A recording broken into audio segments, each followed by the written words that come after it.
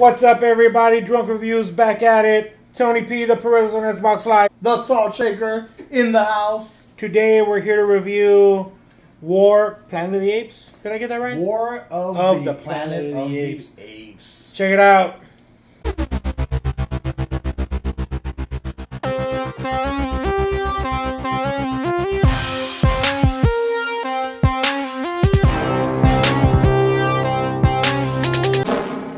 At this point in the story, if you've watched the previous first two films, we had Caesar in the first film come to Power?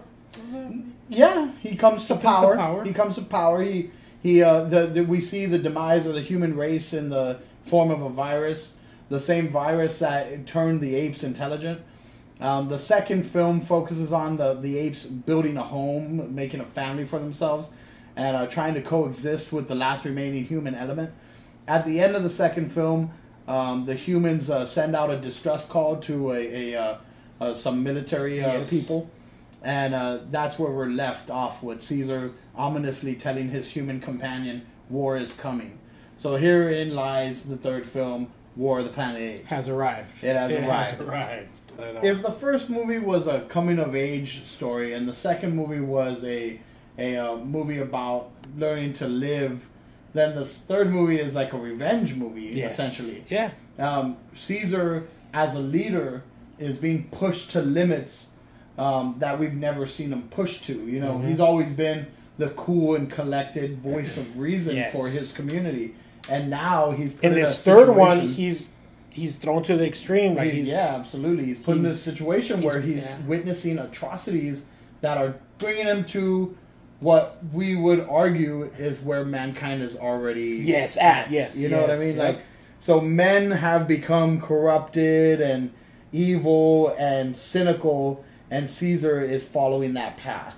To becoming just like us. Let's talk about that evil and cynical in Woody Harrelson. Yeah. He played this part really well. Yeah, Woody Harrelson came out of the fucking woodwork with this movie. I mean, you talk about an understated actor, man. Like, no matter how many times this guy comes out and gives great fucking performances, I don't think this actor gets his fucking dues. He does not get the recognition that he deserves. I still remember him in True Detective. True Detective. Oh my god. He was fucking amazing in True Detective.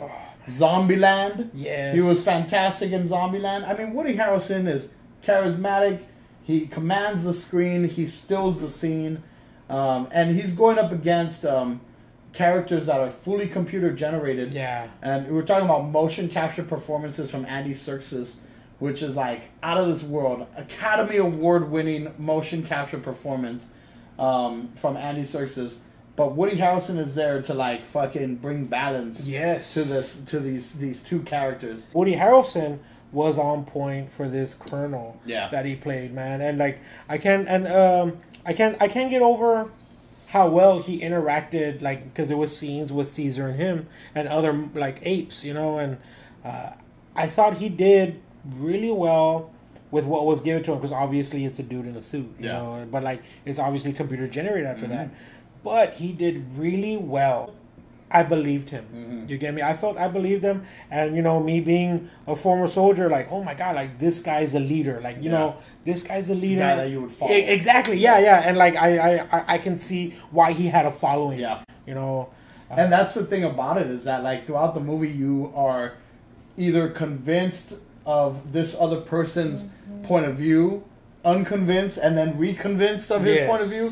And I mean, like, and it goes both ways. We're talking about Caesar's side of things, the colonel's side of things. You obviously see why Caesar has his motives, and then you realize why the colonel has his motives. And as a human being watching this movie, it makes you contemplate, well, would I be on the side of the apes, or would I be on the side of the humans?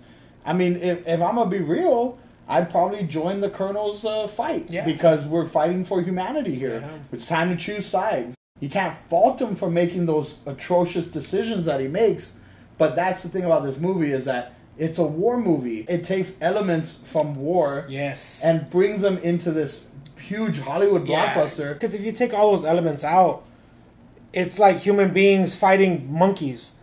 It's ridiculous. It's ridiculous. It's ridiculous, you know. The monkeys wanting to start their own society. Like the way we, I'm guessing, started as human beings. Sure, you get me? Yeah. Like oppressed, that's oppressed, yeah. Scared, exactly. Alone. These are two highly refined actors performing together in the same space and just delivering like AAA performances for a movie that doesn't really, a concept that really shouldn't deserve this caliber of storytelling. This movie should not be as good as it is. It just and like be it's as good as like going back, the premise is ridiculous. Yes. But damn, like it's Joe saying it might be the best movie of 2017 so far, you know, like absolutely. It's almost like watching Schindler's List. You know, there's imagery of concentration camps. There's imagery that reflects on Adolf Hitler, you know, and the Nazi regime, you know, marching in that formation, you know. At the very beginning,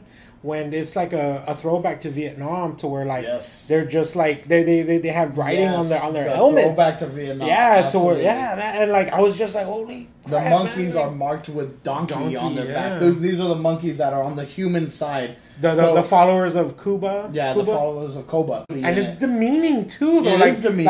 I hate to sound, because like this is drunk reviews and we like to keep it light and fresh, but like it goes back to like the whole like slave thing, man. It totally like, dude, does, like, and that's where you're right on it, buddy. Oh, man. Because like it is, you're talking about buffalo soldiers almost. Like these are buffalo soldiers.